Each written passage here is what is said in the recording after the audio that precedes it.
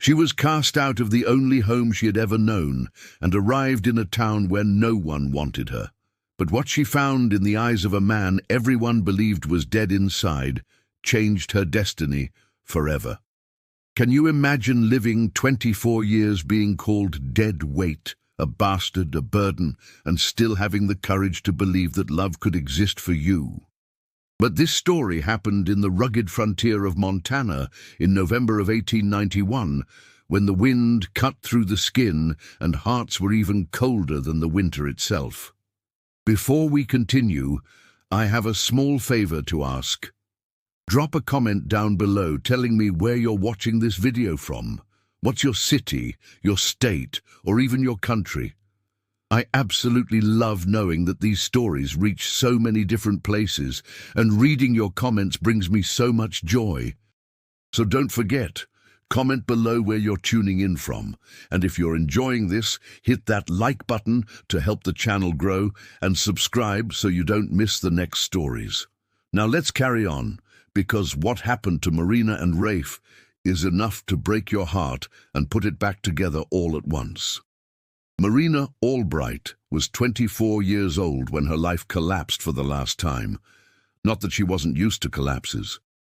In truth, her entire existence had been a succession of rocks falling upon a heart that insisted on keeping a beat.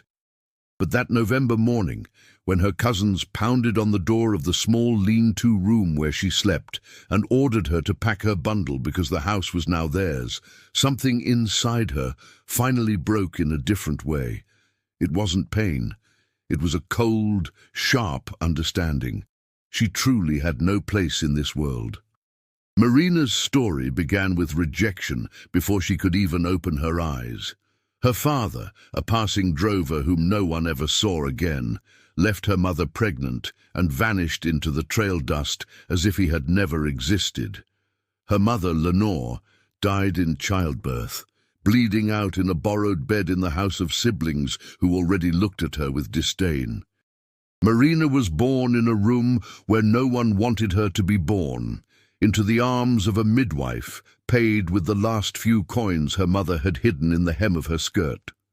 Her uncle and aunt, Bernard and Estelle, took the child not out of love, but because the parson said it was a sin to leave an innocent to the mercy of the elements. But from day one, they made sure Marina knew exactly the burden she represented. She grew up hearing that she ate their bread, that she wore clothes bought with their sweat, that she took up space that wasn't hers. Aunt Estelle had 3 children of her own, 2 boys and a girl, and Marina learned early the difference between being a child and being tolerated. The cousins ate first. They had new clothes for Christmas. They studied as long as they wished. Marina ate what was left, wore what fit no one else, and learned to read and write in secret, observing the lessons her cousin Julia received from a private tutor. No one ever beat her. They didn't need to. Indifference hurt more than any slap. She was 12 when she understood that beauty would not save her. Marina had straight chestnut hair that shone in the sun, pale green eyes that looked transparent when the light hit them sideways, and a delicate frame that made people look twice. But beauty without a dowry, without a family, without a name, was just an ornament no one could afford to buy. The boys in the town looked, yes, they whispered, but none came close for real. Mothers steered their sons away as if Marina carried a disease. The bastard, the fatherless one, the no-good girl. She heard it in the silences, in the averted gazes, in the conversations that died when she walked into the general store. At 16, Marina picked up a needle and thread she found thrown in a corner and started to sew. No one taught her. She observed, tested, failed, tried again. She discovered she had precise hands, an eye for measurement, and patience for meticulous work. She mended her own torn skirt with stitches so small they were almost invisible. Aunt Estelle saw it, didn't praise it, but the next day threw a pile of torn clothes on her bed. "Fix this," she ordered. Marina fixed it. And then she started fixing things for the neighbors, who paid a few cents. The aunt kept the money, of course. Marina kept the skill, and skill, she learned, was the only thing no one could take from her. The years passed slowly and heavy as stones. Marina watched her cousins marrying, building lives, while she remained there in the back room invisible. She didn't allow herself to dream. Dreaming was a luxury for those who had a future.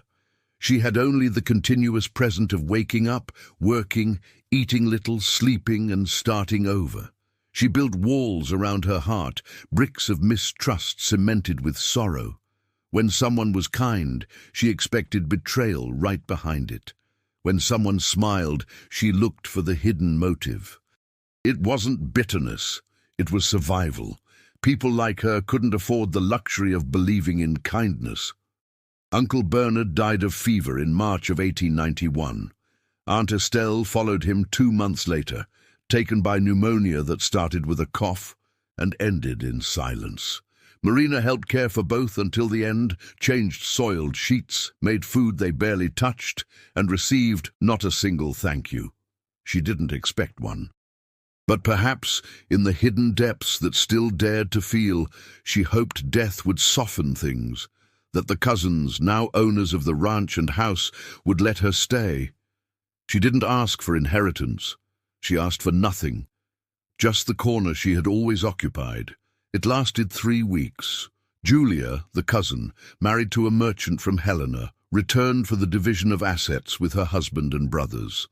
They sat in the parlor where Marina had never been allowed to sit. They divided land, livestock, furniture, money. Her name was not mentioned once. The next morning they banged on the door of the back room. Anthony, the oldest cousin, had a face as hard as flint. "Marina, you'll have to leave," he said without preamble.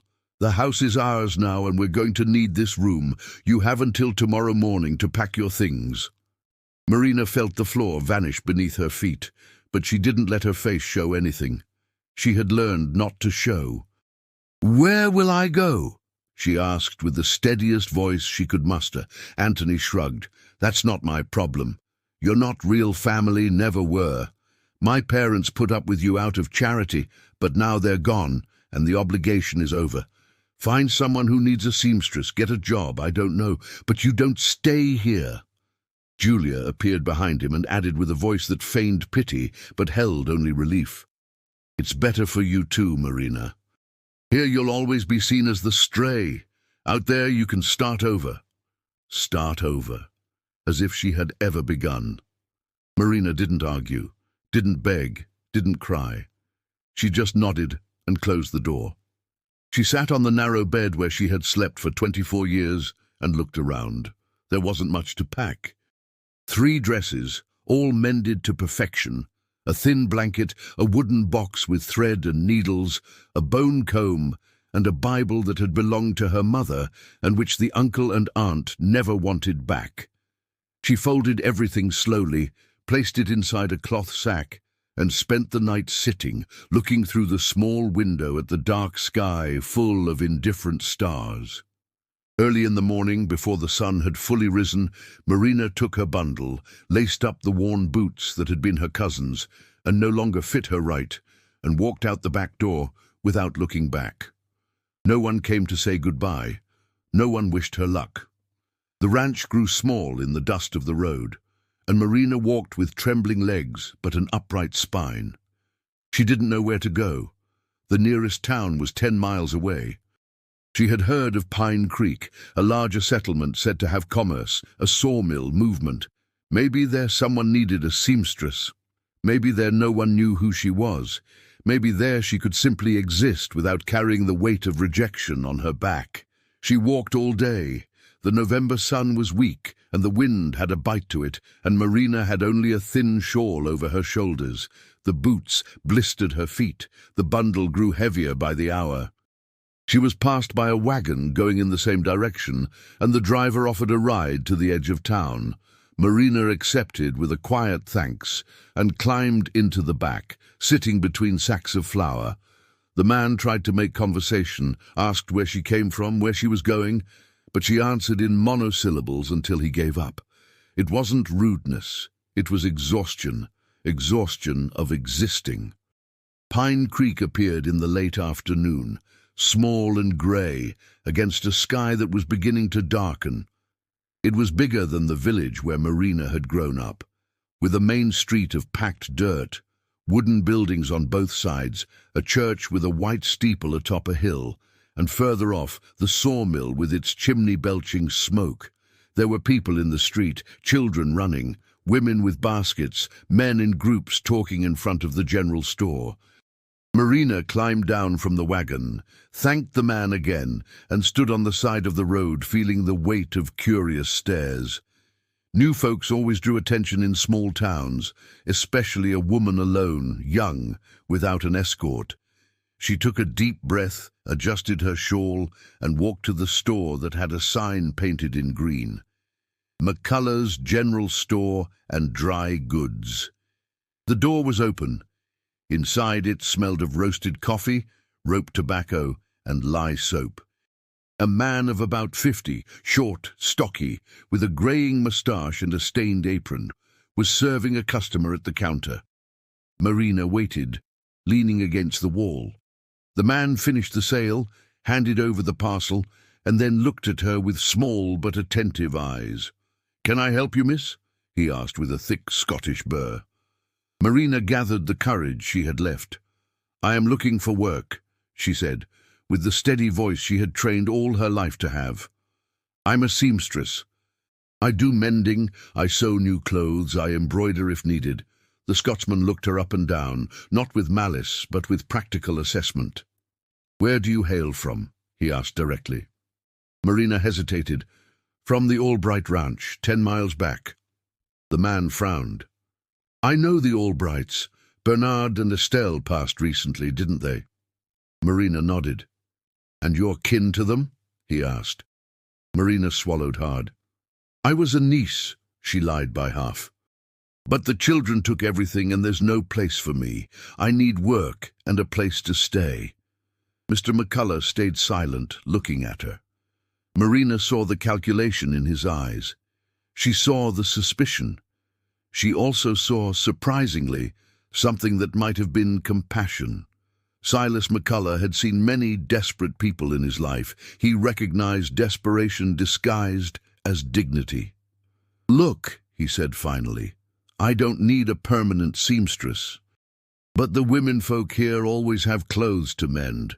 If you're truly good, I can vouch for you and let you work here in the store. That way the customers come to you.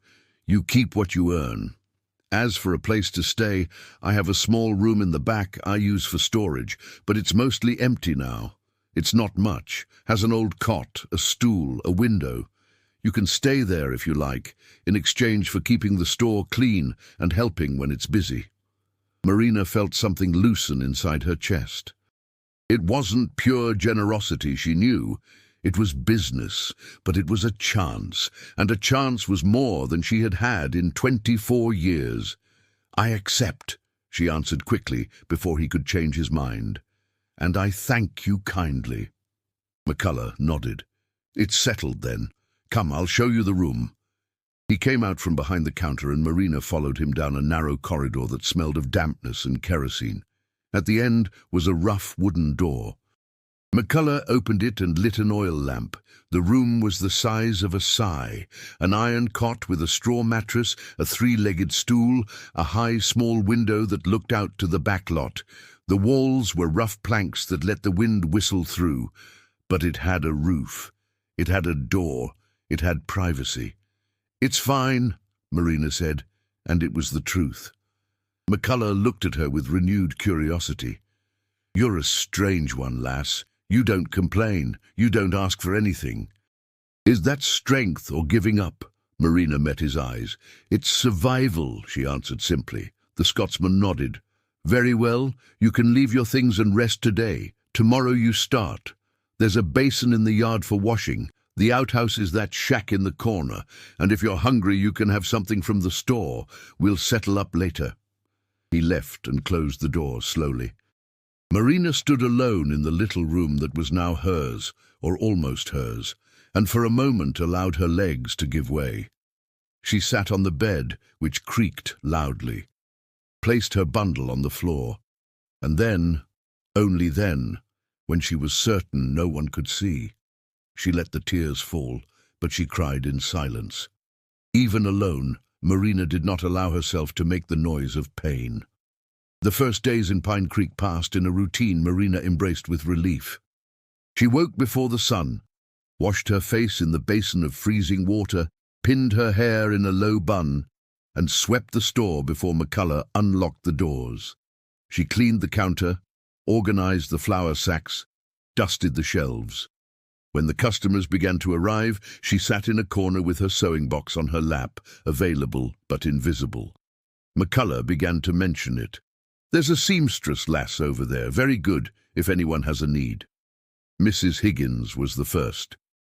Old curious, a gossip but not ill-intentioned. She brought a skirt torn at the hem and watched Marina work with hawk eyes. The young woman sewed with tiny, perfect stitches, returned the garment in 20 minutes. Mrs. Higgins paid the agreed nickel and left commenting loudly, "Does good work, that new girl." From there, others came. Simple repairs at first, undone hems, fallen buttons, patches on shirt elbows. Marina did everything with silent care. She charged little, never complained. In 2 weeks, she had a small but steady clientele. The money wasn't much, but it was hers. Every copper coin that fell into her hand had the weight of earned dignity. She bought thread of various colors with the first payment, bought a bar of lye soap with the second, bought fresh bread with the third, and ate slowly, savoring every crumb as if it were a banquet. The town revealed itself little by little. Pine Creek had about 300 souls, most living off the sawmill owned by 3 partners from Helena. There was the church, Reverend Vincent, who held service on Sundays, the small school where a skinny teacher taught the ABCs, McCullough's store, 2 saloons, a tannery, and houses scattered up the hillside. The women were curious, but neither hostile nor welcoming. They watched Marina from afar, measured her, judged her. She felt the looks and didn't care. She was used to being measured and always found wanting. It was Mrs. Higgins who mentioned him for the first time. She was at the store picking up a coffee order when she commented loudly to her friend, "Poor Rafe. It's been 4 years and the man is still the living dead. Won't even look sideways when we try to introduce a girl." Mrs. Lucia agreed, shaking her head. Caroline was a saint, rest her soul. But life goes on, doesn't it? He's not even 35. It's a waste. Mrs. Higgins lowered her voice, but not enough. "And the house looking like that abandoned. The curtains must be rotting off the rods." Marina didn't pay attention to the conversation. It wasn't her business. But the name stuck. Rafe. 3 weeks after the day Marina arrived, McCullough called her. "Look, there's a job here that could earn you a few good dollars. Rafe Thorne, who works at the sawmill, needs someone to make new curtains and mend some linens. His house has been let go since the wife died. He's a good man, a bit closed off but honest. Pays well. Do you accept?" Marina thought for a second. Work was work. She accepted with a nod. McCullough wrote the address on a piece of paper. "Yellow house with green shutters up the hill, right after the blacksmith's. You can go tomorrow morning. I already told him you're coming." The next morning Marina took her sewing box, put on the least patched dress she owned, pinned up her hair, and walked up the hill slowly. Her heart beat fast, but she didn't know why. It was just another job. The house was easy to find. Faded yellow, green shutters that needed paint, a crooked wooden fence. It had a front garden that was once cared for, but was now overgrown weeds. Marina knocked on the door 3 times, heard heavy footsteps inside. The door opened, and then she saw Rafe for the first time. He was tall, broad-shouldered like someone who works with heavy timber, dark brown hair a bit long, a beard days old and unkempt, honey-colored eyes that held the same expression Marina saw in the mirror. Empty. He wore a shirt with sleeves rolled up, trousers with sawdust clinging to them, and had large hands with calluses on the palms. He looked at Marina without really seeing her. "You're the seamstress?" he asked with the rough voice of someone who speaks little. Marina nodded. "Mr. McCullough sent me, said you need curtains and mending." Rafe opened the door a bit more. "Come in." The house inside smelled of dust and loneliness. There was dust accumulated on the furniture, cobwebs in the corners, dirty dishes piled in the kitchen sink. But it had been beautiful once. It had been a home. The curtains hung in tatters, eaten by moths and time. Rafe pointed. "Those there need new ones. And there's bedding that's torn. I can pay $2 for everything," Marina calculated quickly. It was a week's work if she did it calmly. It was good money. "I accept," she answered. "I need to take measurements of the windows and see the linens." Rafe waved vaguely and went to the kitchen. Marina stood alone in the parlor. She looked around slowly. There was a small portrait on the wall. A beautiful woman with dark hair in a braid, sweet smile, hands crossed in her lap. Caroline. She understood now. That house was a mausoleum. Rafe didn't live there. He merely existed, like her. She took the tape measure, measured the windows, wrote the numbers on a paper, heard the noise of dishes being washed in the kitchen, went there carefully. "Do you have fabric for the curtains, or do you want me to buy it?" she asked from the doorway. Rafe turned around. Honey eyes met green eyes. For a second, something passed between the two. Recognition. Not of face, but of wound. "You can buy it," he said slowly. "Whatever is needed. Tell me how much it was later and I'll pay." Marina nodded. He went back to washing dishes. She stayed another second, looking at the line of his back, the tension in his shoulders, the way his hands held the cups with too much care, as if he were afraid of breaking something. She left the house without making a sound. But something had happened in there. Something she couldn't name. Something that scared her a little.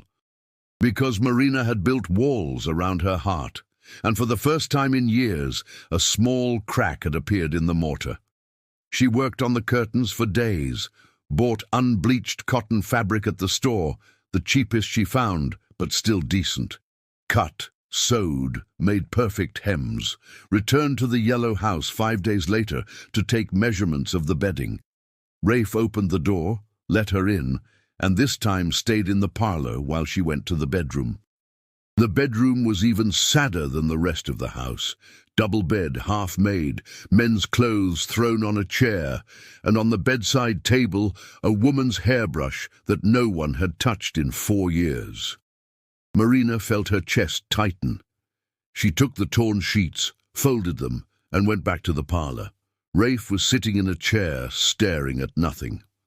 "I'm taking these to mend," Marina spoke softly. "I'll bring everything back with the curtains next week." He looked at her, and this time really saw. "You're new here, aren't you?"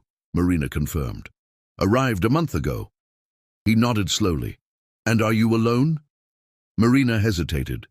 "I am. Always have been." The words came out without her planning. Rafe tilted his head a little. "I understand," was all he said. But the way he said it made Marina realize he really did understand, that maybe he had been alone all his life too, even when he had someone beside him. She left the house with the sheets under her arm and her heart beating strangely in her chest. It wasn't attraction. It wasn't passion. It was something quieter and deeper. It was the recognition of someone carrying a similar weight. She finished the curtains 2 days ahead of schedule. They turned out beautiful, simple but well made. The sheets had been patched with invisible stitches. She folded everything with care, placed it in a brown paper parcel, and returned to the yellow house on a cold, grey afternoon in December. Rafe answered the door faster this time, as if he were waiting. Marina entered. "Brought everything finished," she announced. "I'll hang the curtains if you like." Rafe looked at the parcel. "I'll help," he offered. It was the first time his voice had something other than emptiness. They worked together in silence. Rafe climbed on the stool, Marina passed the rings. He slotted them onto the rod. The curtains fell on the windows like clean veils. The room looked different. Less dead, less of a mausoleum. When they finished, Rafe stood in the middle of the room looking around. "Looks good," he said softly. "Seems like the house can breathe again." Marina didn't answer, didn't know what to say. Rafe went to the side table, took a small tin, counted coins. $2 as agreed, he said, extending the money. Marina took it and felt the weight of the silver coins in her hand. "Thank you," she answered. She should have left. Job done, pay received. But she stayed another second, and Rafe stayed too. The two of them standing there in the middle of the room with new curtains, not knowing what to do with that moment. It was Rafe who broke the silence. "Would you like some coffee?" Marina should have refused, but she didn't. "I would," she said simply. He went to the kitchen. She sat in the chair he had sat in last week, heard the sound of boiling water, the smell of fresh coffee. Rafe returned with two mismatched china cups, handed one to her, sat in the chair opposite. They drank in silence. It wasn't an uncomfortable silence. It was the silence of two people who knew words weren't always necessary. Marina drank the coffee slowly, feeling the warmth go down her throat. Rafe held the cup with both hands, as if he needed the heat. "You're good at what you do," he said suddenly. Marina raised her eyes. "I learned on my own," she answered. "No one taught me. I had to learn." Rafe nodded slowly. "Sometimes the best things we learn that way, when we have no choice." Marina felt something move inside her chest again. That crack in the wall was getting bigger. They talked a little more. Simple words. He told her he had worked at the sawmill for 10 years. That he liked the smell of the wood, that the house had been built by him, board by board. She told him she liked to sew because it was the only thing she controlled. That every stitch was her decision, that no one could take that away. They didn't speak of Caroline. They didn't speak of Marina's past. But they spoke of the small things that make a life. And when Marina finally stood to leave, Rafe walked her to the door. "If you need any more mending, you can find me," she offered. Rafe looked at her with those honey eyes that had a little less emptiness. "I'll need it," he answered. "I'm sure I will." Marina walked down the hill with the money in her pocket and a confused heart in her chest.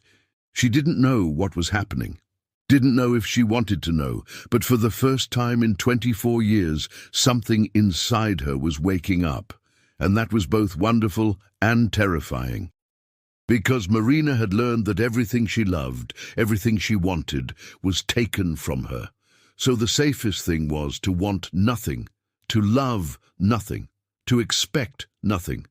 But Rafe had looked at her in a way no one had ever looked, as if she were a person, as if she mattered, and that, Marina realized with a chill in her stomach, was too dangerous to risk. 3 weeks passed without Rafe appearing at the store asking for repairs. Marina wouldn't admit to herself she was waiting. She continued her usual routine. Woke up early, swept the store, sewed for customers, saved every coin as if it were the last. Winter was tightening its grip, and the back room was freezing. She slept wrapped in the thin blanket and her shawl, and in the morning she could see her own breath turning into mist, but she didn't complain. Never complained. Mr. McCullough started leaving a cup of hot coffee on the edge of the counter every morning when she finished sweeping. He said nothing, just left it there.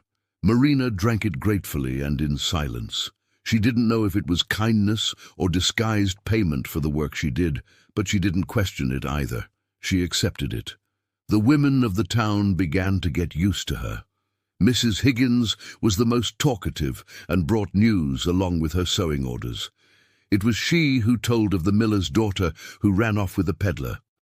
It was she who reported the case of the blacksmith's cow that fell in the creek and broke a leg.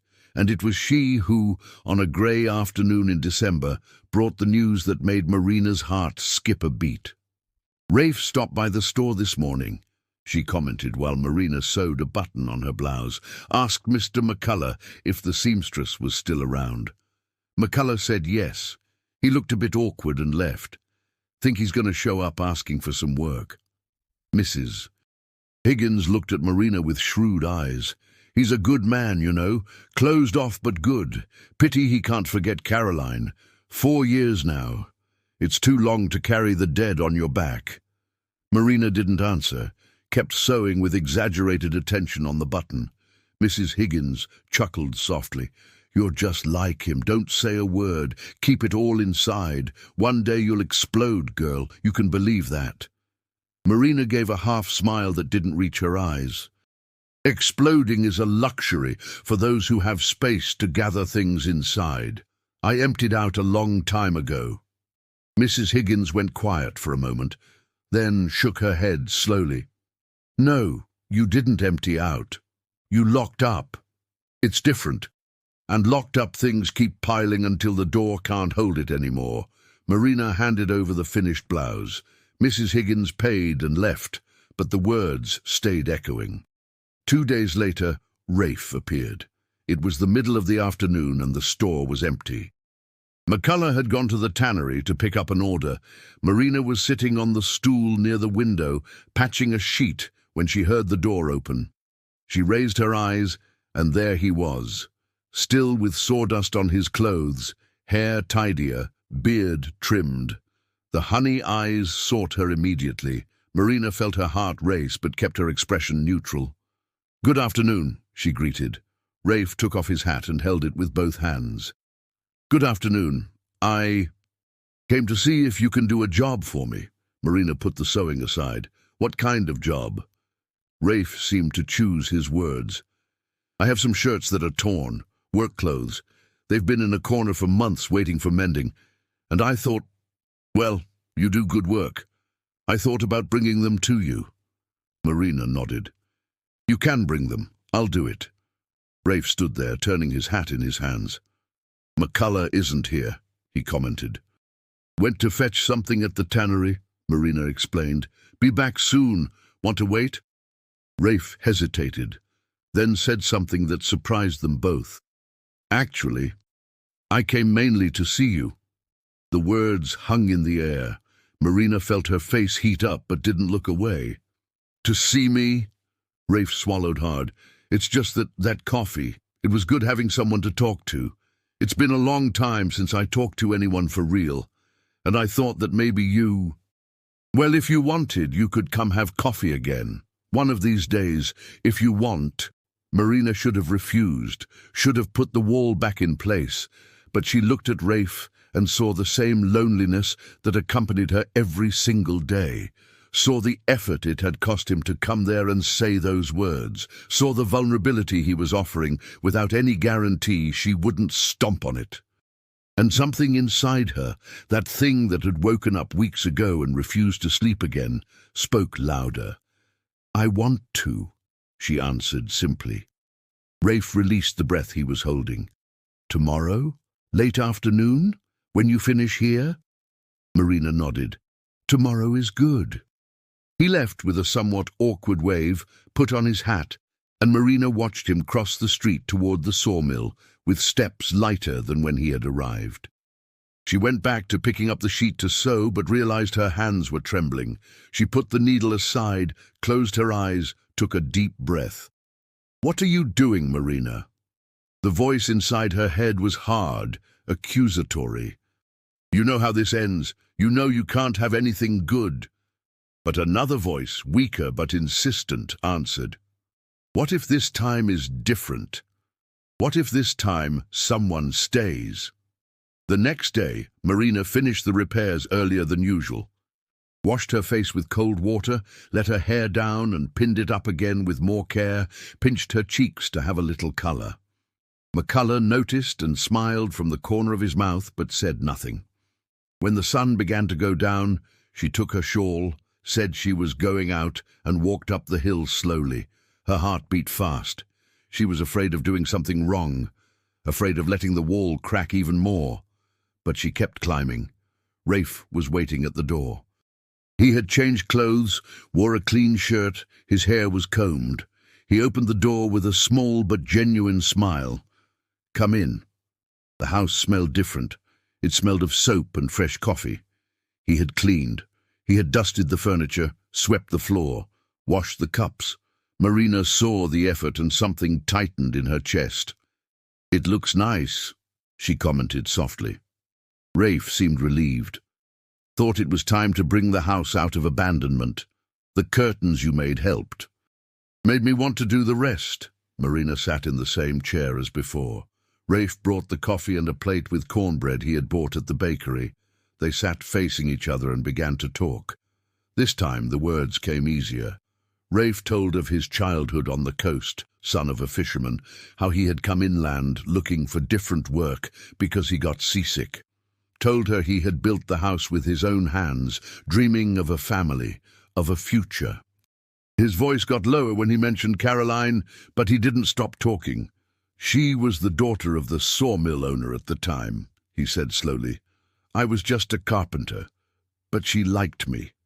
Liked the way I worked the wood, said my hands created beautiful things.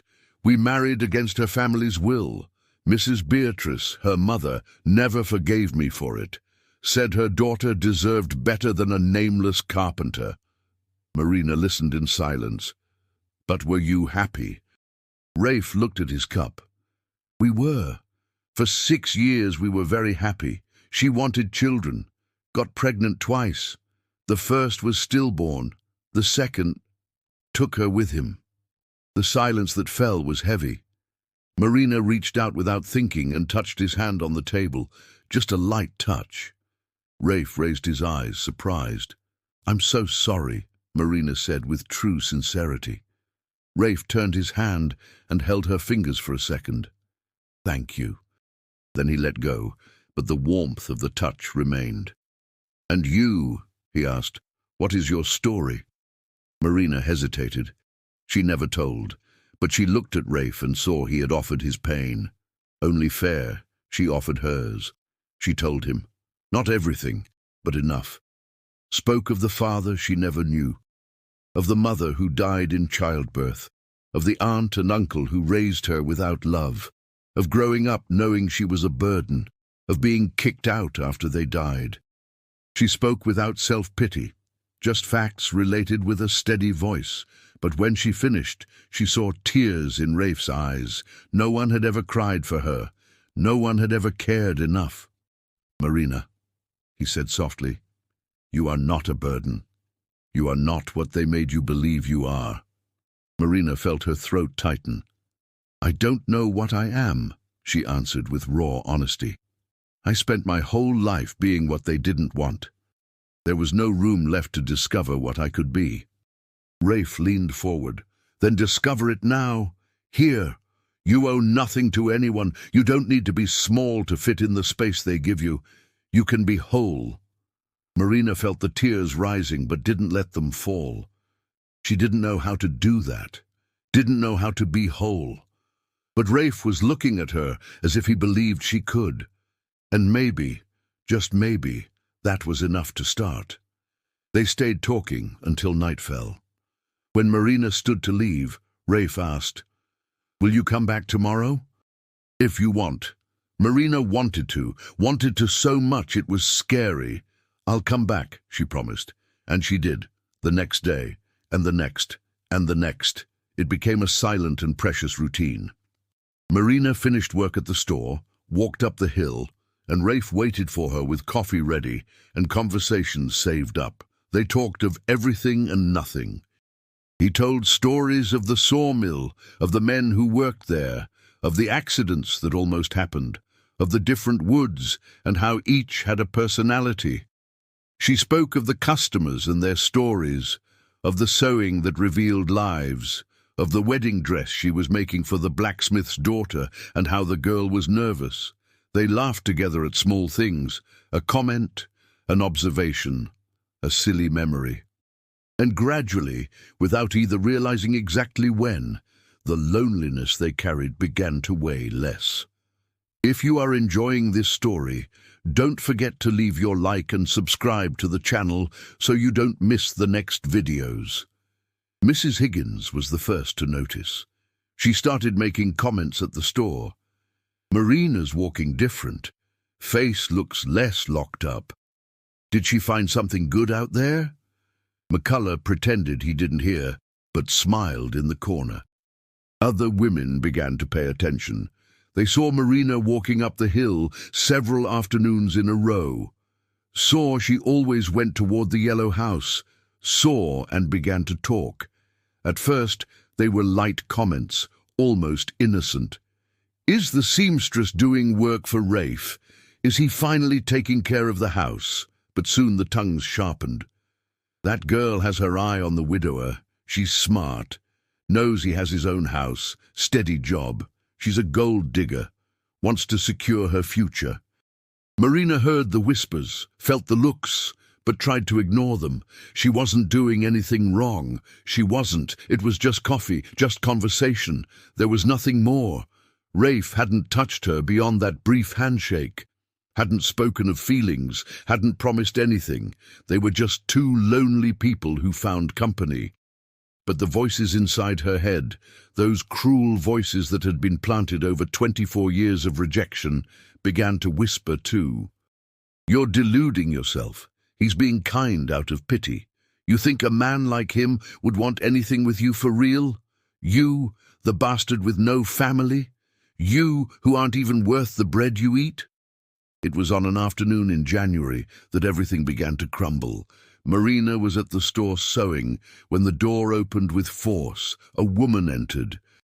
Must have been about 60, dressed in complete black-grey hair pinned in a severe bun, a face with beautiful features but hardened by time and bitterness. Behind her came two young women, well-dressed with neat hair and studied posture. The woman looked around the store with disdain until her eyes landed on Marina. You are the seamstress. Marina stood up slowly. I am. The woman took 2 steps toward her. I am Beatrice Sterling, Caroline's mother, God rest her soul.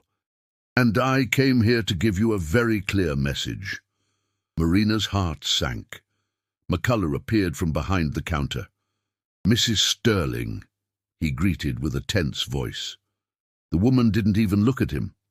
I heard you are frequenting my son-in-law's house, she said with a cutting voice, going up there every day, pretending to be I don't know what. I want you to know this stops now. Marina felt the blood rise to her face but kept her voice steady. I'm not pretending anything. I'm just having coffee and talking. Mrs. Sterling laughed, but it was a laugh without humor. Coffee and talking. How innocent. You think I don't know what a woman like you wants, appearing out of nowhere, no family, no name, no nothing, and suddenly you're all interested in a widower who has a house and a steady job. Marina clenched her fists. You don't know me to speak like that. Mrs. Sterling took another step. I've known women like you my whole life. Opportunists, leeches. My daughter has barely gone cold in the grave, and you're already trying to take her place. But let me tell you something. Rafe was married to a woman of family, a woman of respect, a woman who was worth something. You are nothing. You have nothing, and you will never be anything. So do everyone a favor and disappear from here. Go find your place, which is not in the house my daughter built. The words were sharp blades, each cutting deep. Marina felt all the old wounds opening again. All the voices of rejection returning in a chorus. Bastard, dead weight, no good, worthless. But then something different happened. Something that had never happened before. She got angry, truly angry. I am nothing of what you are saying, Marina answered with a voice shaking with contained rage. I work honestly. I pay my way. I owe nothing to anyone. And if Rafe chooses my company, that is his choice, not mine, not yours, his. Mrs. Sterling turned red. How dare you answer me that way? Who do you think you are? Marina took a step forward. I am someone who got tired of lowering her head. You have no right to come in here and humiliate me. You don't know me. You know nothing about me, and even if you did, you wouldn't have the right." Mrs. Sterling looked at McCullough. "Are you going to let this insolent girl speak to me like that?" McCullough crossed his arms. "Mrs. Sterling, with all due respect, Marina is right. You came in here accusing without knowing anything. That isn't right." The woman huffed with indignation, turned to her nieces. "Let's go. This place is trash." But before leaving, she turned to Marina one last time. "You will regret this. I guarantee it." The door slammed behind them. The silence that remained was dense. Marina was trembling all over. McCullough came to her. "Are you all right?" Marina shook her head. "No, I'm not." She sat on the stool with weak legs. McCullough sighed. "Mrs. Sterling is a powerful woman here, has influence, has money her husband left. She's going to make this difficult for you." Marina looked at him with eyes full of tears she refused to let fall. "I did nothing wrong." "I know," McCullough agreed, "but sometimes it doesn't matter. People believe what they want to believe." Marina spent the rest of the day in a torpor, sewed mechanically. Didn't go to Rafe's house that afternoon. Couldn't. Needed to think. When night fell and she locked herself in the freezing room, finally let the tears fall, cried from anger, cried from fear, cried from exhaustion. Exhaustion of always having to prove she deserved to exist. Exhaustion of never being enough. Exhaustion of carrying guilt for crimes she didn't commit. But deep down, deeper than everything, she cried because Mrs. Sterling had put into words the fear Marina carried. The fear that Rafe didn't really want her. The fear that all that was pity. The fear that she, in the end, wasn't worth the trouble that would certainly come. There was a knock on the door. Marina wiped her face quickly. "Who is it?" Rafe's voice came from the other side. "It's me. Can you open?" Marina hesitated, then got up, opened the door a crack. Rafe was there, with a worried expression. "You didn't show up today. I got worried. Came to see if everything is all right." Marina wanted to send him away. Wanted to spare them both from what would certainly come, but she looked at him and couldn't. "Your mother-in-law came here today." Rafe tensed immediately. "What did she say?" Marina told him. "Everything. Every cruel word, every accusation." Rafe grew paler and paler, then redder and redder. When she finished, he was trembling with anger. "I'm going to talk to her, now." Marina held his arm. "No, it's no use. She won't change her mind, and it will make everything worse." Rafe looked at Marina with despair he didn't know how to hide. "I don't care what she thinks. I don't care what anyone thinks. He stopped, took a deep breath, continued with a lower voice. "I like you, Marina. I like your company. I like how you make me feel alive again, and I won't let anyone, not my mother-in-law, not anyone, take that from me, from us." The words hung between the two. Marina felt her heart stop, and then race. Rafe had said it. Had put into words what both had been feeling but neither dared to name. But along with the joy came the fear. Paralyzing fear. "I don't want to be a problem in your life," Marina whispered. "You've suffered enough. You don't need more suffering because of me." Rafe held her face with both hands. "Look at me." Marina obeyed. "You are not a problem. You are the best thing that happened to me in 4 years. You made me remember I'm still alive, that I can still feel, that I can still want something beyond just existing. So don't say you're a problem, please." Marina closed her eyes, felt his calloused hands on her face, felt the warmth, felt the care, and for the first time in her life, allowed herself to believe that maybe, just maybe, someone could want to stay. Opened her eyes. "I like you too," she confessed with a trembling voice. "I'm afraid. I'm very afraid. But I do." Rafe smiled. A true smile that lit up his whole face. "Then we face the fear together, all right?" Marina nodded. He pulled her into a hug. The first hug. Marina rested her face on his chest and heard his heart beating strong. Rafe rested his chin on her head. They stayed like that, standing in the doorway of the little room, while the night cold seeped through the cracks and the world outside continued judging. But in that moment, it didn't matter. In that moment, two broken hearts had found a fit in each other. And that, for now, was enough. But Mrs. Sterling was not a woman to give up easily. In the following days, Marina felt the siege closing in. Customers began to become scarce. Mrs. Higgins still came, but others stopped ordering sewing work. She heard interrupted conversations when she entered the store, felt cold stares on the street. Mrs. Sterling was using her influence, spreading stories, painting Marina as an unscrupulous opportunist who had deceived the poor, innocent widower. And people believed it, because it is always easier to believe the worst of those who have no name to defend. Rafe noticed too. At the sawmill, some men started making comments. "Heard you're getting involved with that new girl who showed up out of nowhere. You sure about what you're doing? Careful not to be played for a fool," Rafe answered short and sharp. "My life is none of your business." But the comments continued. Philip, the only real friend he had there, pulled him aside one day. "Rafe, I don't want to stick my nose where it doesn't belong, but you need to know folks are talking a lot, and Mrs. Sterling is moving pieces. She brought her nieces to live here. She's telling everyone one of them would be the perfect wife for you. She's scheming something." Rafe felt his stomach turn. "I know my mother-in-law. She won't give up. She thinks she controls my life because she was Caroline's mother. Thinks I have an obligation to stay a widower forever, honoring her daughter's memory." Philip put a hand on his friend's shoulder. "And what are you going to do?"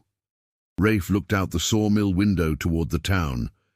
"I'm going to do what I should have done 4 years ago. I'm going to live, and if that means facing Beatrice, then I'll face her." But it was easier said than done, because Mrs. Sterling knew where it hurt. One afternoon, she sent a message with a boy for Rafe to come to her house. It was the big house, the best in town, where she lived with the 2 nieces. Rafe went with a heavy heart, knowing it wouldn't be an easy conversation. Mrs. Sterling received him in the sitting room, seated in an armchair like a queen on a throne. The nieces were there too, Julia and Adelaide, pretty women in their early 20s, well-dressed, well-bred. "Sit, Rafe," Mrs. Sterling ordered. "We need to talk." Rafe sat on the edge of the chair. "You sent for me. I'm here." Mrs. Sterling clasped her hands in her lap. "Rafe, you were my daughter's husband, father of the child she lost. You are part of this family, and that is why I'm worried.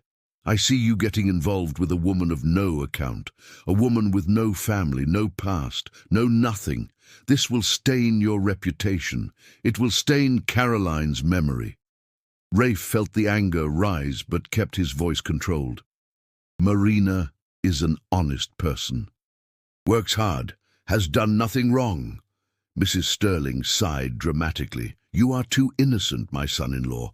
Women like that know exactly what to do to snare a man. She saw an opportunity in you and grabbed it, but I will not allow it. Look, I brought my nieces to live here. Both are girls of family, educated, skilled. Julia plays piano. Adelaide embroiders beautifully. Either one would be a perfect wife for you. You can choose. Can start your life over with dignity with a woman of your standing." Rafe stood up slowly. "With all due respect, Mrs. Sterling, my life is mine. I loved Caroline with everything I had, but she is gone, and I have the right to live, to choose who I want by my side, and I choose Marina." Mrs. Sterling's face became hard as stone. "If you continue with that woman, I cut any tie with you. You will no longer be welcome in this house. You will no longer have the Sterling name associated with yours, and I will make sure the whole town knows what kind of man you are." Rafe felt his chest tighten. But it wasn't fear. It was liberation. "Then let it be," he answered with a firm voice. I don't want a borrowed name. I don't want bought approval. I want to live my life with the woman I choose, and if you don't accept that, the problem is yours, not mine." He walked out of the house without looking back. His legs were shaking. His heart beat out of rhythm. But for the first time in 4 years, Rafe Thorne was making his own decision without the weight of others' expectations on his back. Marina learned of the conversation because Rafe went straight from Mrs. Sterling's house to the store. He arrived with a closed face but determined eyes. "We need to talk," he said. McCullough, who was at the counter, understood the message. "I'm going to the back room. You two make yourselves comfortable." He left discreetly. Marina and Rafe stood alone among the flour sacks and provision shelves. Rafe told her everything. The conversation, the nieces, the threat, his answer. When he finished, he waited. Marina stood in silence, processing, then finally spoke. "You didn't need to do that. Didn't need to lose your family because of me." Rafe took a step forward. "Beatrice isn't my family, never was a mother-in-law by obligation. And her nieces don't interest me. You interest me. You are who I want, but I need to know if you want this too. Because it's going to get hard, Marina. People will talk, will judge, will make our life complicated. So I need to know if you are willing to face this with me, or if you prefer that I walk out of your life to spare you." Marina looked at that man who had been the first person to see her as a person, the first person to make her feel she was worth something, the first person who chose to stay when everyone had always chosen to leave. "I am willing," she answered with a steady voice. "I'm scared, but I'm willing." Rafe let out the breath he was holding, then took her hand. "Let's do this right. I want to court you properly. I want everyone to know my intentions are serious, that I'm not playing around." Marina felt her heart overflow. No one had ever asked to court her. No one had ever considered her worthy of serious intentions. "Yes," she whispered, "yes, I accept." And so began the most watched courtship in Pine Creek. Rafe started picking Marina up at the store in the late afternoons. They walked together through the town, side by side, not touching but close enough for intentions to be clear. They sat on the bench in the square near the church, talked while the sun went down. He brought wildflowers picked on the way from the sawmill. She mended his clothes with extra care. People looked, some with curiosity, others with disapproval. Mrs. Sterling passed by from a distance with her nieces and turned her face ostensibly. But there were those who supported them. Mrs. Higgins, always talkative, defended Marina openly. "The girl works honest, I see no problem at all, and Rafe deserves to be happy again." McCullough was also vocal. "Marina is good people. I trust her and I trust Rafe's judgment." Reverend Vincent, a man of about 70, observant and wise, spoke with them separately, asked of their intentions, heard their stories, and then, one Sunday after service, announced, "Rafe Thorne and Marina Albright are officially courting with the blessing of the church. Anyone with an objection based on gossip and not fact, keep it to yourself." It was a declaration of war. Mrs. Sterling left the church furious, but it was also a declaration of legitimacy. The Reverend had given approval. That meant something in a small religious town. People began to hesitate. Maybe they were judging wrong. Maybe the girl was decent after all. Maybe the widower deserved a chance to start over. The tide began to turn, slowly, but turn. Marina and Rafe grew closer. Not physically, not yet, but emotionally. Conversations became deeper, confessions more vulnerable. One night, walking after a dinner they had shared at his house, Rafe stopped and looked at Marina. "I want to ask you something. Can you be honest?" Marina nodded. "Always." Rafe took a deep breath.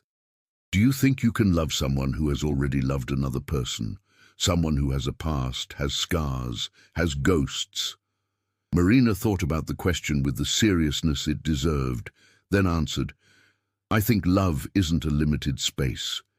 It's not like you used up all your love on Caroline and have none left for anyone else. Love grows, love renews itself. And you honor her not by dying with her, but by living for real, choosing to be happy again. That isn't betrayal. It's testimony that what you had was so good, it taught you that it's worth trying again. Rafe felt his eyes fill with tears. No one had ever put it that way. No one had given him permission to live without guilt. "Thank you," he said with a choked voice. "Thank you for understanding." Marina touched his face lightly. "I understand because I have ghosts too. I have all the voices telling me I don't deserve this, that I'm no good, that I'll be abandoned again. But you make me want to believe that maybe they're wrong." Rafe held her hand against his face. "They are wrong, completely wrong, and I'm going to spend the rest of the time you let me proving that." It was the first time they spoke of a future, of rest of the time, of something more permanent than coffee and conversation. Marina felt fear and hope in equal measure. They walked back to the store in comfortable silence. At the door of the little room, Rafe held both her hands. "Good night, Marina. Dream of good things." "Good night, Rafe," she answered. "Until tomorrow."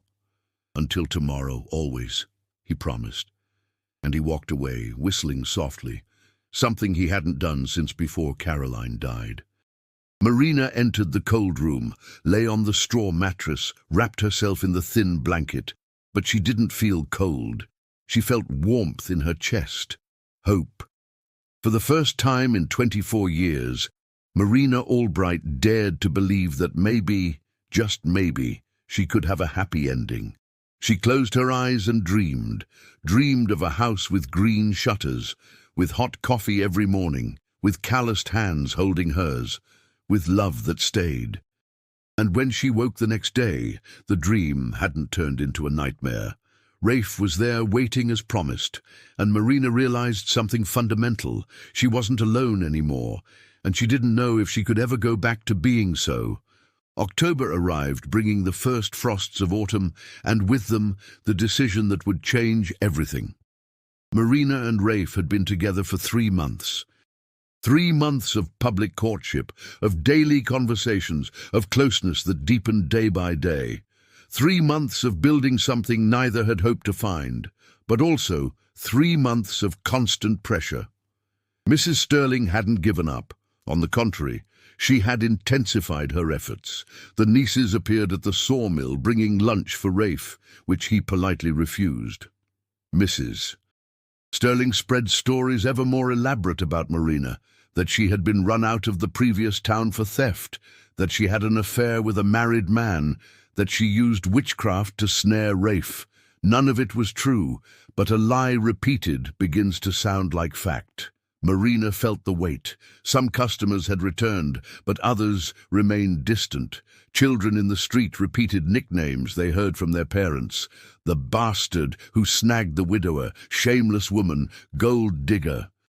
The words hurt less than before because now she had Rafe, had something good to hold on to, but they still hurt.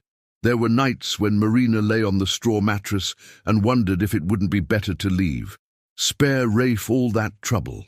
He deserved peace, not war, deserved a wife who came with acceptance, not scandal.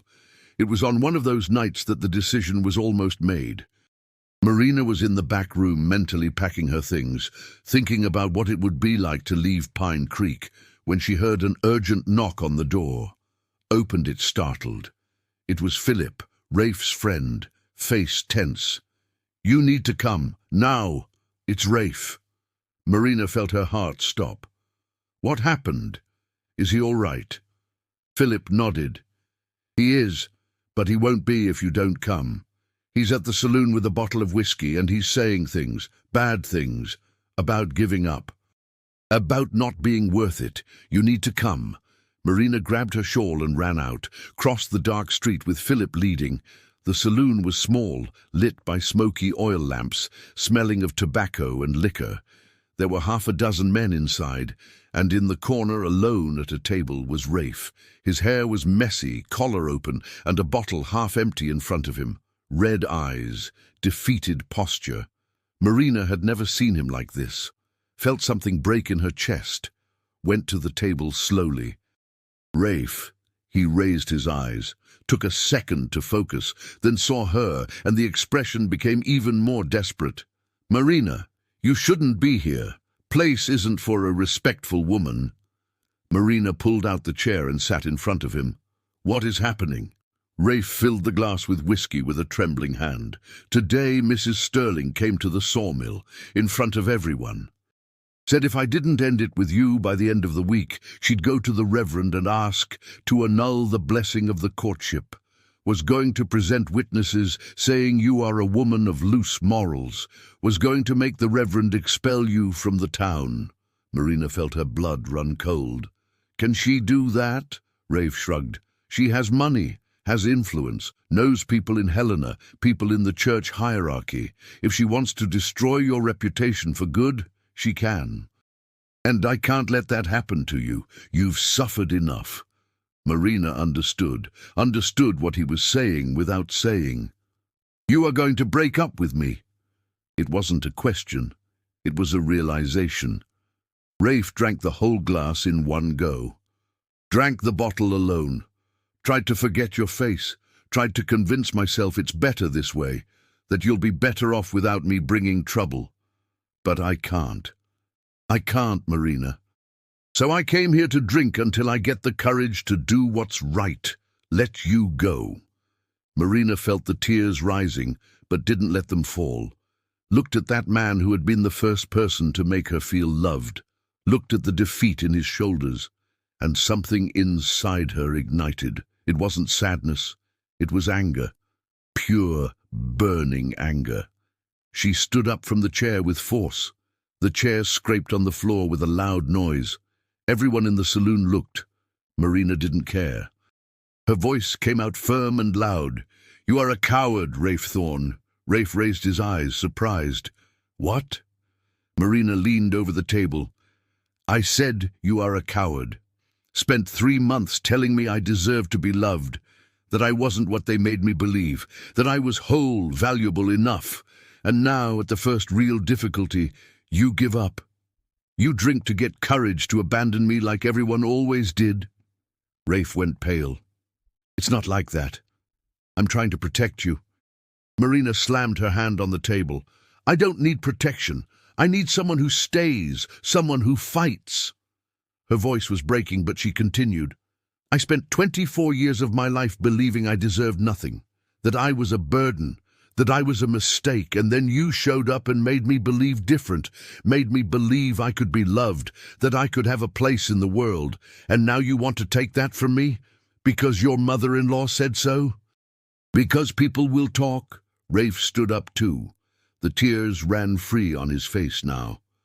I don't want you to suffer because of me. Marina walked around the table, stood right in front of him. I already suffered my whole life. Suffering alone or suffering with you by my side, I choose the second option, because at least then the suffering makes sense. Has love on the other side. Rafe held her face with both hands. Are you sure? Are you sure you want to face all this? The whole town could turn against us. Beatrice can really make your life impossible. Marina covered his hands with hers. I am sure. For the first time in my life, I am sure of something. I love you, Rafe. I love you, and I won't give up on you. I won't make it easy for Mrs. Sterling. If she wants to get me out of here, she'll have to drag me, because I choose to stay. I choose to fight. I choose you. Rafe pulled her into a tight hug. Cried on her shoulder like he hadn't cried since the day he buried Caroline. Cried from relief, cried from fear, cried from love. I love you too, he whispered against her hair. I love you so much it hurts. And I don't want to give up. I don't. Marina squeezed him tighter. Then don't give up. We face it together, the way it should always be. The men in the saloon watched in silence. Philip had a small smile on his face. One of the older men cleared his throat. Think the lass has more grit than many men here. Rafe raised his head, looked around, then looked at Marina with a love so big it didn't fit in his chest. Shall we go home? Marina nodded. Let's go. They left the saloon holding hands. Rafe left money on the table to pay for the drink. The night was cold and clear, full of stars. They walked slowly to the yellow house. At the door, Rafe stopped. Marina, I want to do things right. I want to ask for your hand for real. I want to marry you, not years from now. Now, as soon as the Reverend allows. Do you accept? Marina felt her heart overflow. I accept, Rafe smiled. Then tomorrow morning I'll talk to Reverend Vincent. I'll talk to whoever I need to. And I'll make it very clear that you are going to be my wife, and whoever doesn't like it, that's their problem. But before doing anything, he had a pending conversation. The next day, Rafe went to Mrs. Sterling's house, without warning, without appointment, knocked on the door hard. The maid answered, startled. Need to speak with Mrs. Sterling, now. The woman hesitated, but went to call her. Mrs. Sterling appeared in the parlour with an expression of poorly disguised victory. Have you come to your senses? Came to tell me you ended it with that tramp? Rafe felt the anger rise, but kept his voice controlled. No. Came to tell you I'm going to marry her. And came to say you need to stop this. Now. Mrs.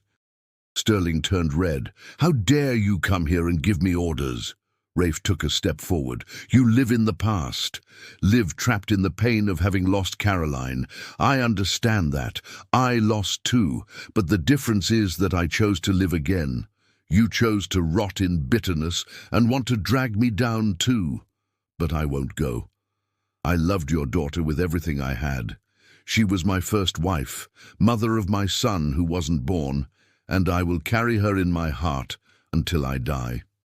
But that doesn't mean I have to die with her. Caroline wouldn't want that. She would want me to be happy. Mrs. Sterling slapped her fan into her palm. Don't speak for her. You don't know what she would want. Rafe looked at Caroline's portrait on the wall, remembered her smile, her generosity, her immense heart. I do know, because I knew your daughter better than you. I knew the woman she was, not the perfect daughter you invented in your head. Caroline was kind, was generous, had no malice, and she never ever would want me to destroy the life of an innocent woman just to honor her memory. That is something you want, not what she wanted. Mrs. Sterling raised her hand as if to slap him. Rafe didn't move. Hit me! It won't change anything. I'm going to marry Marina anyway. Mrs. Sterling's hand trembled, then fell. She collapsed into the armchair, her posture finally breaking. You are abandoning me. You are abandoning her memory. Rafe knelt in front of his mother-in-law. No, I am honoring her memory by living, by choosing love again, by not wasting the rest of my life in loneliness. You think Caroline, if she could speak, would want to see me alone and sad forever, or would want to see me happy? Mrs. Sterling wept, cried for real for the first time since her daughter's funeral. She was all I had. Rafe held her hand gently. I know, and I am so sorry. Sorry you lost her. But destroying me to feel better won't bring her back, only kills more people. Mrs. Sterling wiped her eyes with a lace handkerchief. This girl, she really makes you happy. Rafe nodded. She does. She makes me feel alive again, makes me want to wake up in the morning, makes me believe there is still a future. And she is a good person, hard-working, honest, just never had a chance, was rejected her whole life, just like I am being rejected now for choosing her. Mrs. Sterling stayed in a long silence, then sighed with deep weariness. I don't know if I can accept, don't know if I can see another woman in my daughter's place. Rafe stood up. I'm not asking you to accept now. I'm asking you to stop attacking, to leave us in peace. Just that. If one day you want to know Marina for real, without judgment, the door is open. But if you don't want to, that's fine. Just don't destroy what we are building, please." He left without waiting for an answer. But he planted a seed that perhaps one day would germinate, or not. But it didn't matter anymore, because Rafe had made his choice, and he chose Marina, chose life. He went straight to the church. Reverend Vincent was in the vestry. Rafe waited. When the Reverend came out, he asked, "I want to set a wedding date as soon as possible." The Reverend looked at him with those wise eyes of someone who has seen much. "Have you talked to the bride?" Rafe smiled. "I have." "She accepted?" The Reverend nodded. "Then I'll prepare. 3 weeks of banns as tradition requires. If no one presents a valid impediment, you marry in early November. Does that suit?" Rafe felt an immense joy. "Suits perfectly." Marina heard the news when Rafe appeared at the store in the middle of the day. "Talk to the Reverend. 3 weeks of banns, then we marry." Marina dropped the sewing and threw herself into his arms. McCullough coughed discreetly, but was smiling. "Congratulations to you both. You'll be happy, I'm sure." Rafe spun Marina in the air. She laughed, a true, loose, happy laugh, for the first time without weight. When he put her down, he looked in her eyes. "Are you sure? Still time to back out?" Marina placed her hand on his chest, feeling his heart beating strong. "I never was so sure of anything in my life." The 3 weeks that followed were a whirlwind. The Reverend announced the banns the following Sunday. "Rafe Thorne and Marina Albright intend to marry. If anyone knows of any impediment, speak now or forever hold your peace." There were murmurs, looks, but no one stood up. Mrs. Sterling was there, sitting in the front pew as always, didn't turn around, didn't protest, just sat rigid, but didn't protest, and that, for Rafe, was already a victory. Marina began making the wedding dress for herself, bought simple white fabric with the money she had saved. Cut, sewed, embroidered small flowers on the hem, worked at night in the small room by the light of the lamp. Mrs. Higgins came to help, then Mrs. Lucia, then 2 more, 3, 4 women. The sewing room became Marina's bedroom, women talking, laughing, sewing together. "You're going to look beautiful," Mrs. Higgins said. "Rafe won't know what to do when he sees you." Marina smiled. For the first time in her life, she had friends, had community, had a place. Rafe fixed up the house, painted the shutters again, fixed the fence, cleaned the garden and planted flowers, took Caroline's portrait from the parlor, not to forget, but to make space, placed it in a special place in his room where he could look when he wanted, but where it wasn't imposed on Marina. Philip and other men from the sawmill came to help, brought good wood, made a new wardrobe, fixed the roof that leaked. "Rafe, you're looking young again," Philip commented. "Been a while since I saw you this spirited." Rafe slapped his friend on the shoulder. "It's because I'm alive again, and it's a good feeling. If you're enjoying this, you know the drill. Leave a like, comment, share, and subscribe to the channel." On the second Sunday of banns, Mrs. Sterling didn't appear at service. The nieces were there, but she wasn't. Reverend Vincent announced for the second time, "Does anyone raise an impediment?" Silence. On the third Sunday, last chance for impediment, the church was full. Everyone wanted to see if someone would protest. Marina was there, sitting in the back pew with McCullough on one side and Mrs. Higgins on the other, heart beating hard. Reverend Vincent looked at the congregation. "Last chance, Rafe Thorne and Marina Albright will be united in matrimony next Saturday. Does anyone know of just impediment?" The church door opened. Everyone turned. It was Mrs. Sterling. She walked in slowly, leaning on a cane. Walked to the middle of the nave. Marina felt her heart stop. It was the end. Mrs. Sterling was going to stop it, was going to present the lies, was going to destroy everything. Rafe stood up from the pew where he was. But Mrs. Sterling didn't go to the altar. She went to the pew where Marina was, stopped there, looked at the girl, Marina stood up too, legs shaking. The two women stared at each other. The whole church held its breath. Mrs.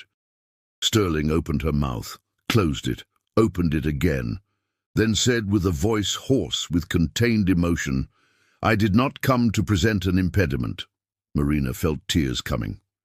Mrs. Sterling continued, "I came to apologize publicly for what I did, for the lies I spread, for the cruelty. You didn't deserve it." A sob escaped. Marina was crying too, without making a sound. Mrs. Sterling wiped her eyes. "My daughter was a good woman, and she would have liked you. Would have been happy that my son-in-law found someone to love again. I was the one who was wrong and bitter. I hope you forgive me one day, and I hope you are happy." She turned to leave. Marina held her arm.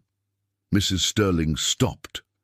Marina spoke with a choked but firm voice. "I forgive. Now, here, I forgive because I know what it is to carry pain, and I know pain makes us do terrible things. But you don't need to carry it anymore. You can let go." Mrs.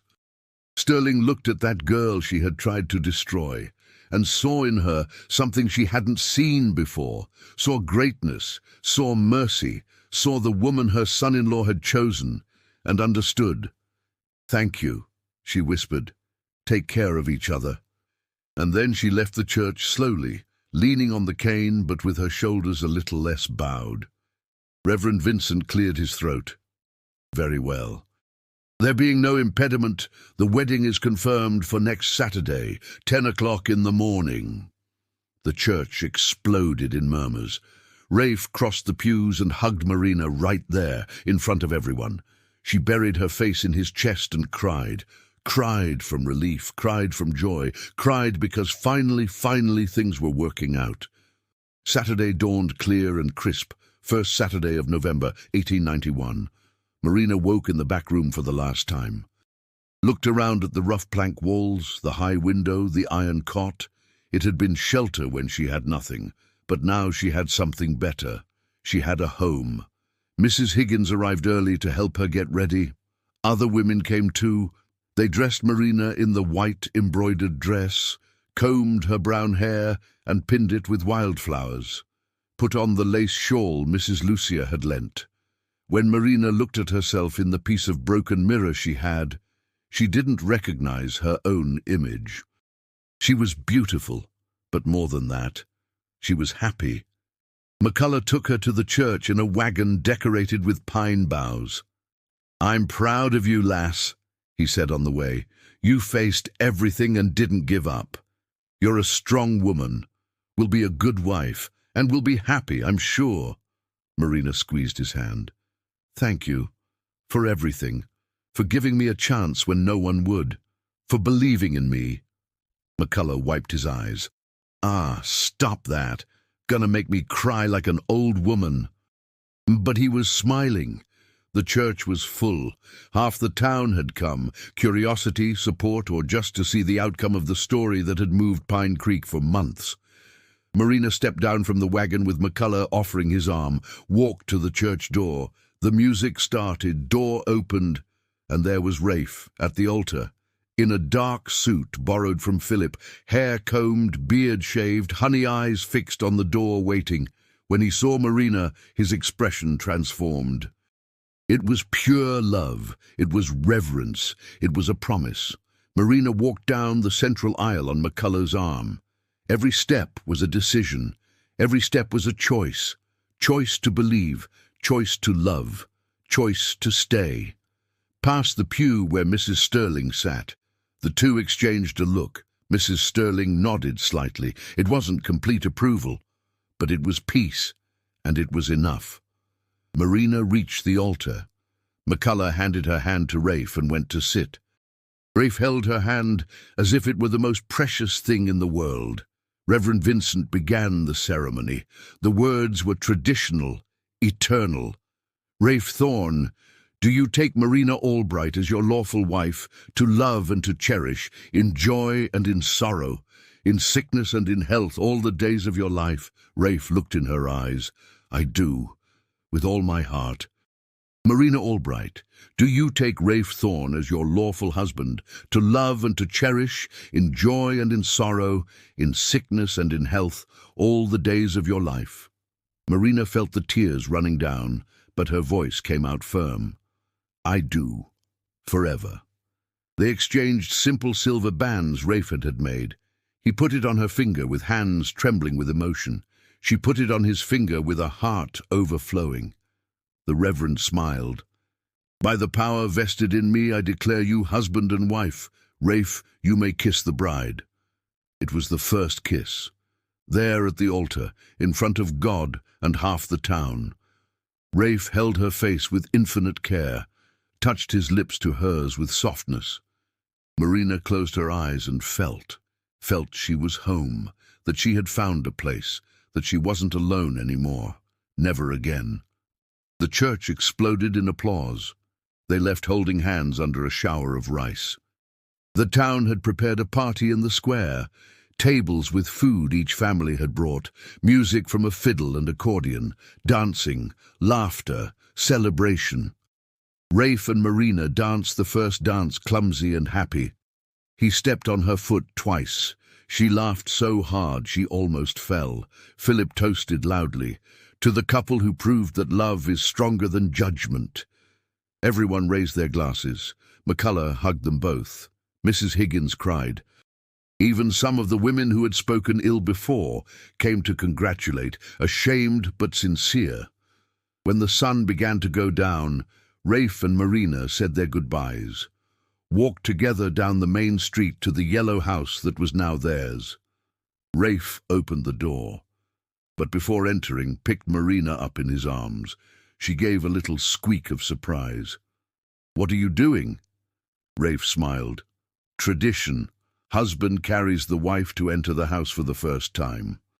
And he entered with her in his arms, crossed the threshold, and set her down slowly inside the parlour with curtains she herself had made. Marina looked around. The house was tidy, clean, smelling of fresh flowers someone had put in vases. There was food prepared in the kitchen. There was wood in the lit fireplace. There was life. "It's ours," Rafe said softly. "Our house, our home, our new beginning." Marina turned to him, hugged him tight. They stood there in the middle of the room, just feeling each other's presence. "Thank you," Marina whispered, "for choosing me, for staying, for making me believe I deserve this." Rafe kissed her forehead. "I'm the one who thanks you, for making me come back to life, for giving me a reason to wake up, for loving me even with all my scars." Marina looked at him. "Our scars match, and they fit. I think that's why it worked." They spent their first night as a married couple talking until late, lying in the bed that was now theirs, covered by the sheet Marina had mended months ago, making plans, talking of dreams, of children that might come, of years they had ahead, of a life they were going to build together, stone by stone, choice by choice, day by day. And when they finally slept, they slept entwined. Two lonely people who were no longer lonely, two halves that had found a fit, two broken hearts that were beginning to heal. Months turned into years. Rafe and Marina's life stitched itself into the routine of the town. Rafe continued at the sawmill, working hard, but now he returned home in a hurry because he had someone waiting for him. Marina opened a small sewing studio in the front room of the house. Customers came, no longer with suspicion, but with respect. The clothes that came from her hands were known in the whole region for quality and care. The name Marina Thorne began to have weight, good weight, weight of earned dignity. Mrs. Sterling didn't become a friend, but she became a respectful presence. Passed by the house now and then, brought pumpkin preserves, asked how things were, never entered, never stayed long, but she came, and that was forgiveness in action. The nieces married other men and moved to Helena. Mrs. Sterling became lonelier, but less bitter. One afternoon, she brought a box. They were things of Caroline's, dresses, jewelry, letters. "This is for you," she said with a choked voice, "for when you have a daughter." So she knows there was another woman before, a good woman who was also loved. Marina accepted the box with tears in her eyes. "I will keep it with care, and I will tell our children about Aunt Caroline, whom they didn't know but who was important." Mrs. Sterling nodded. "That is all I ask." In the second year of marriage, Marina fell pregnant. It was a difficult pregnancy. She was afraid of dying like Caroline, afraid of losing the baby, afraid of leaving Rafe alone again. But Rafe was there every day, holding her hand, whispering that everything would be all right, that she was strong, that they would get through that together, and it worked out. In March of 1893, on a morning of fine rain, Helen was born, a small girl, pink, with strong lungs and a loud voice. Marina held her daughter in her arms and cried. Cried because she had succeeded, because she had given life when she had always been treated as if she were worth nothing. Rafe kissed both with the reverence of someone touching a miracle. Helen grew up in a house full of love. It wasn't a rich house, it was a simple house of a carpenter and a seamstress, but it had warmth, it had laughter, it had care. Marina sewed tiny clothes with the same perfect stitches she sewed for customers. Rafe made wooden toys that were works of art. The girl was surrounded by attention, by affection, by the certainty that she was loved, everything Marina had never had, everything she swore her daughter would have. 2 years later came Michael, a robust and noisy boy who filled the house with new energy, and 3 years after him came Clara, the youngest, quiet, observant, full of questions, 3 children, 3 lives, 3 more reasons to wake up every day and give thanks. Marina never forgot. Never forgot where she had come from, the freezing nights in the back room of the store, the rejection, the loneliness. But now that was just memory, memory that hurt less with every passing year. Rafe healed too, still thought of Caroline now and then, especially on birthdays, on important dates, but it was no longer paralyzing pain. It was gentle gratitude for having had that love, and even greater gratitude for having found new love when he thought it was over. One night, lying in bed after putting the children to sleep, he confessed to Marina, "Sometimes I feel guilty. Guilty for being so happy. As if I didn't deserve it because she isn't here to be happy too." Marina turned on her side to look at him. "Caroline would also want you to be happy. You honor her memory by living well, by loving again, by raising the children she couldn't have but who carry part of her in the way you love them." Rafe pulled his wife close. "How did you get so wise?" Marina smiled. "I learned from life and from you." The years kept passing. The children grew. Helen became a beautiful and determined young woman who opened a school for poor children in the town. Michael followed his father's path and went to work at the sawmill, but with the ambition to have his own mill one day. Clara discovered a talent for music and played guitar in church every Sunday. The yellow house aged along with the couple, but was always full. Full of children, then grandchildren, then people who stopped by because they knew that was a place of welcome. Marina never went back to her uncle's ranch, never wanted to. Learned from others that the cousins had lost everything, spent the inheritance, sold the land. Tried to look for her asking for help. She sent word that she held no grudge, but also had nothing to give. Had built her own life, a life no one could take away. McCullough, the Scotsman owner of the store, became godfather to the 3 children, aged along with them. When he died, at 78, he left the store to Marina in his will. She sold it and used the money to expand the studio. It became a small fabric shop that employed 3 seamstresses, women who, like her, needed a chance. Rafe and Marina grew old together. Hair turned white, wrinkles appeared, bodies tired, but love didn't. Love remained strong, rooted, deep. 20 years after the wedding, on an afternoon just like the one where Marina had appeared at his house to make curtains, Rafe stopped in the middle of the parlour and looked around. Marina was sewing near the window, grey hair in a loose bun, spectacles on the tip of her nose, hands still skilled with the needle. Rafe approached slowly. Marina raised her eyes. "What is it?" He knelt beside her chair, even with his knees complaining, held her hands. "Just wanted to thank you." Marina tilted her head. "Thank you for what?" Rafe smiled with tears in his eyes. "For having come, for having stayed, for having taught me I could live again, for having made this house a home, for having given me children, for having loved me even when I didn't think I deserved it, for having been stubborn that night at the saloon and not letting me give up. For everything." Marina put down the sewing, held his face. "You don't need to thank me. I thank you too. For choosing me when no one wanted me, for making me feel I was worth something, for loving me the way I needed, for having built all this with me. We did it together, Rafe, together."